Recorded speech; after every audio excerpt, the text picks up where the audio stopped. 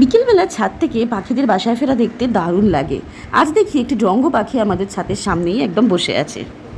এরপর সন্ধ্যাবেলা কিছু জিনিস টুকিটাকি কিনবার ছিল, সেগুলো কিনতে বাইরে বার হলাম। পাড়ায় এই কাকুর দোকানটিতে হেন জিনিস নেই যেটা কিনতে পাওয়া যায় না।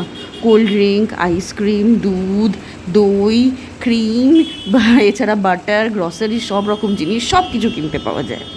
তারপরে একটুখানি এদিক ওদিক গলি গলিতে হাঁটা লাগিয়ে বাড়ি ফেরবার পথে এই কাকুর দোকানের থেকে একটুখানি আলুর চপ কিনে নিলাম। খুব ফেমাস আমাদের এই কাকুর দোকানের চপ, একদম নিরামিষ চপ বানায় এবং ভীষণ ভালো। আমার দাদু এই দোকানের চপ খেতে ভীষণ ভালোবাসতেন।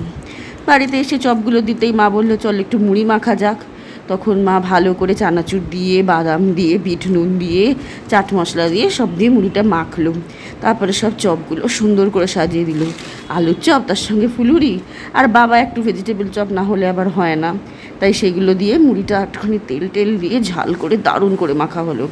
আলুর চপের সঙ্গে কাঁচা পেঁয়াজ আবার আমার খুব একটা ভাল লাগে না, তাই পেঁয়াজ ছাড়াই কিন্তু মুড়িটা মাখা হলো। কেমন লাগলো বন্ধুরা আজকে আমার এই ভিডিওটা? আর তোমরাও সবাই তেলেভাজা মুড়ি খেতে কেমন ভালোবাসো আমাকে জানিও কিন্তু কমেন্টসে।